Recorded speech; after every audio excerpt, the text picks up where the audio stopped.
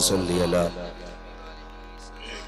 सय्यिदिना व शफीइना व नबीना व मौलाना मुहम्मदिन मअदिनिल जूदि वल करम व आलिहि व अस्हाबिहि व बारिक व सल्लिम सलातन व सलामन अलैका या रसूलल्लाह सल्लल्लाहु तआला अलैहि वसल्लम। लाइक मुबारकबाद है अरकान कमेटी, बानियाने जलसा और तमाम ही आशिकाने मुस्तफ़ा जो इस वक्त हुजूर सल्लल्लाहु तआला अलैहि वसल्लम की महफिल में बैठे हुए हैं। अल्लाह ताला सबकी कोशिशों, काविशों और मेहनतों को अपनी बारगाह में कबूल फरमाए और आज की इस हाज़री को हम सब के लिए मौला करीम ज़रिए निजात बनाए। अभी आपने बहुत ही अच्छे अंदाज में नात मनक़बत का हसीन गुलदस्ता हिंदुस्तान के माए नाज नात खां भाई नईमुद्दीन साहब क़िबला से समाअत किया। दुआ गो हूँ अल्लाह ताला नईम भाई की उम्र में भी पनाह बरकतें अता फरमाए। हजारों साल नरगिस अपनी बेनूरी पे रोती है, बड़ी मुश्किल से होता है चमन में दीदावर पैदा। ये ताहद्दे नजर आशिकों के सरों का सैलाब, जिस सैलाब में बूढ़े भी हैं, बच्चे भी हैं, जवान भी हैं। अल्हम्दुलिल्लाह मज़े की बात यह है कि जिस इन्हिमाक के साथ, जिस मोहब्बत के साथ, जिस लगाव के साथ बड़े हुजूर की बातें सुन रहे हैं, उसी प्यार के साथ बच्चे भी हुजूर की बातें सुन रहे हैं। और ये बच्चों का कमाल नहीं, ये मेरे नबी का कमाल है। कायनात में वाहिद जात सिर्फ मेरे नबी की ऐसी जात है कि जिस जात से कायनात का जर्रा जर्रा प्यार करता है। सिर्फ इंसान नहीं बल्कि सारी मखलूक मेरे नबी से प्यार करती है। अगर मेरे नबी के नाम पर गौर किया जाए तो लोगों ने अपनी तहकीक, अपनी कोशिशों के मुताबिक नए से नए नाम निकाले और ये सोच के नाम निकाले कि शायद इससे खूबसूरत नाम कोई ना हो। लेकिन खुदा की कसम खा के कहता हूं, कायनात में सबसे प्यारा नाम मेरे महबूब का नाम है। हुजूर से ज्यादा प्यारा नाम किसी का नहीं है। ये तहकीक की गई कि दुनिया में सबसे ज्यादा नाम कौन सा लिया जाता है, तो पूरी कायनात के अंदर सबसे ज्यादा नाम मेरे नबी का लिया जाता है। लोग चाहते हैं कि दिलों से हुजूर को निकालें। मुझे हैरत होती है, तुम नाम नहीं बदल सकते हो, दिल से कैसे निकाल सकते हो? सिर्फ एक घर में एक नहीं, एक एक घर में 6-6 मोहम्मद मौजूद हैं। परिवार में सैकड़ों मोहम्मद मौजूद हैं। ये वजह है मेरे महबूब से मोहब्बत करने की। अगर उनसे प्यार ना होता तो कोई उनका नाम ना लेता। हर घर में कई कई नाम है मोहम्मद।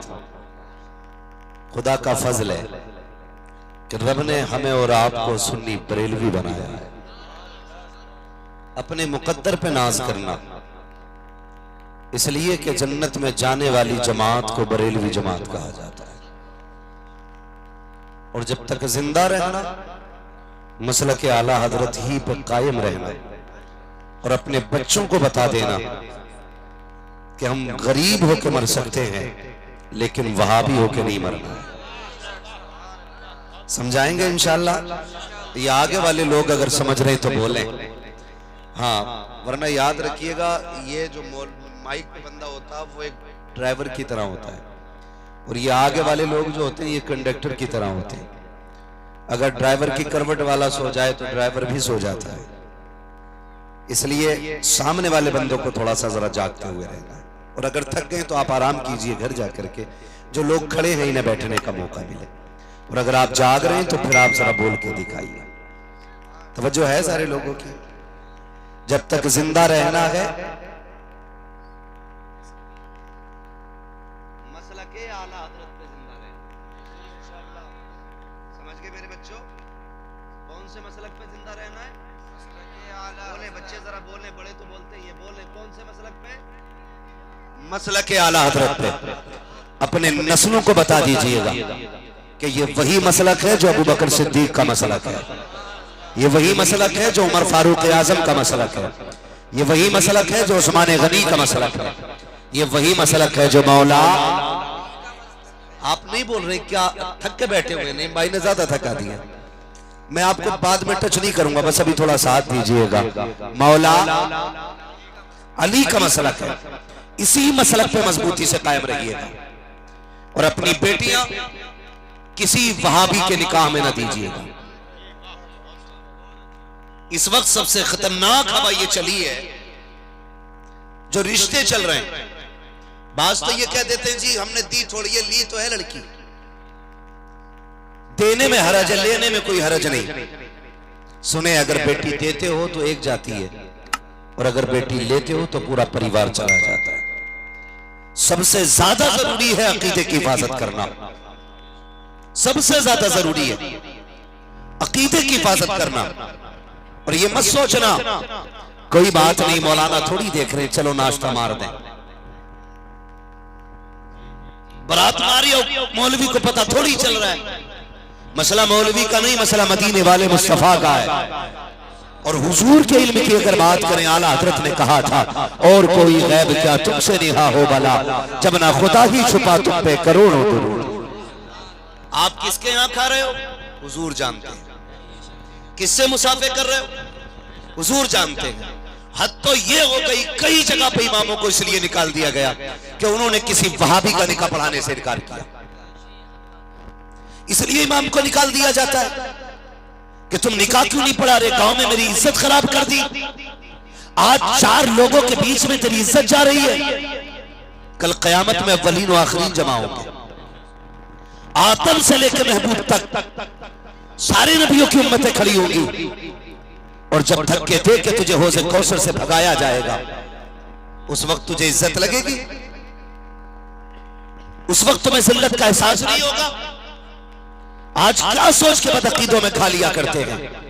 सुने जरा, दिल थाम के एक बात बता दो, रिश्ता करने से पहले दौलत न देखा करो।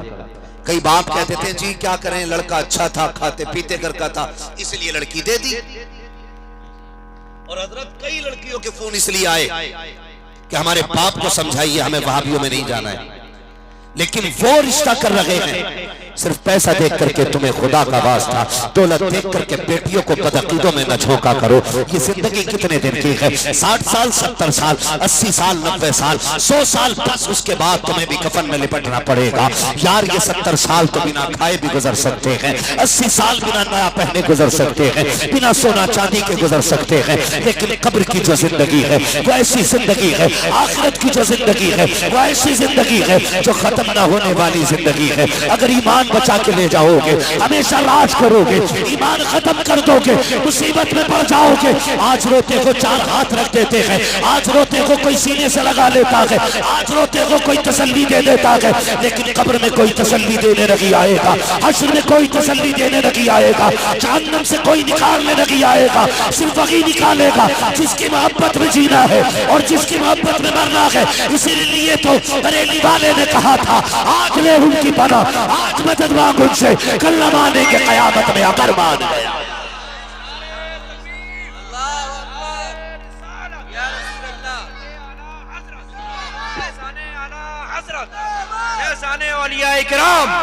अल्लामा मुफ्ती अहमद रज़ा साहब क़िबला, नारे तकबीर, नारे रिसालत। वाह वाह, बहुत खूब हज़रत। खुदारा कभी बेटी को अपनी गरज की खातिर बदअकीदों में मत झोंकना। वो ससुराल नहीं गई, वो जहन्नम में गई है, वो जहन्नम में गई है। मरने के बाद तो लंबी लंबे ख्वाब देखते हो।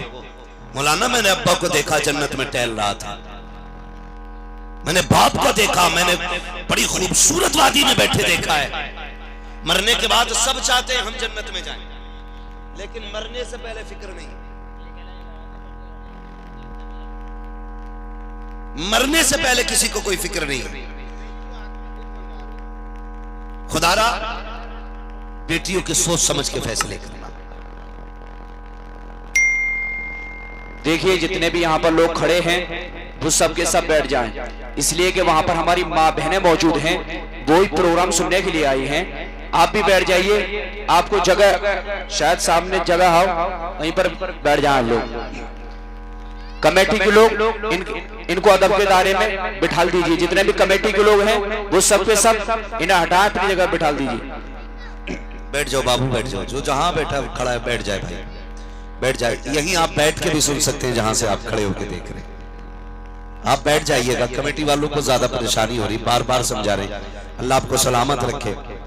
जो जहां है वो वहीं बैठ जाए। अगर ये सामने वाले लोग बैठ जाए बड़ा अच्छा हो, वरना अगर वहां जगह ना हो तो इधर आके आ जाइए, इधर आके बैठ जाइएगा।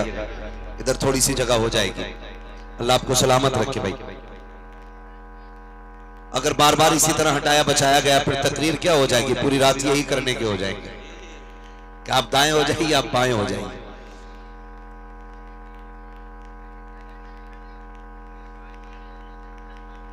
मैं अर्ज कर रहा था कि रिश्ते बहुत सोच समझ के करने।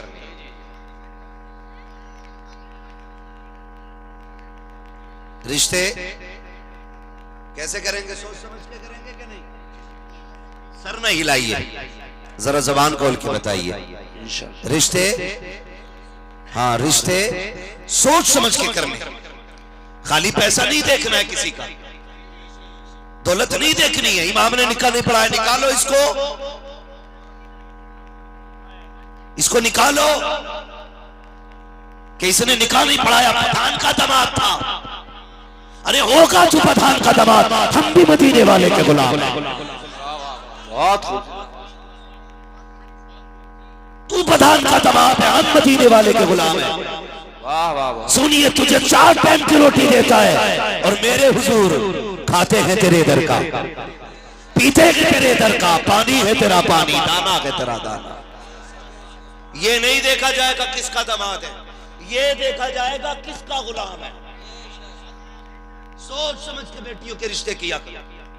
हर एतबार से बेटियां कभी नहीं पूछती अब्बा किसके साथ डाल के आया। बेटे से 36 बार पूछते हो, बीवी से कहते हो जाओ इससे जाके कह मैंने इसका रिश्ता फलां की बेटी के साथ तय करने का इरादा किया। तो बेटा कह देता नहीं नहीं मुझे वो पसंद नहीं है।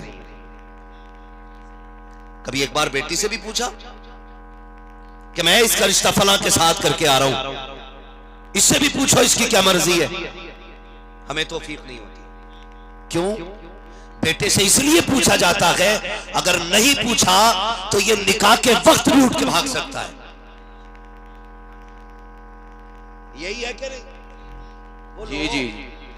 और बेटी से इसलिए नहीं पूछा जाता कि वो मरते वक्त तक बाप की जबान का वचन रखती है। मरते वक्त तक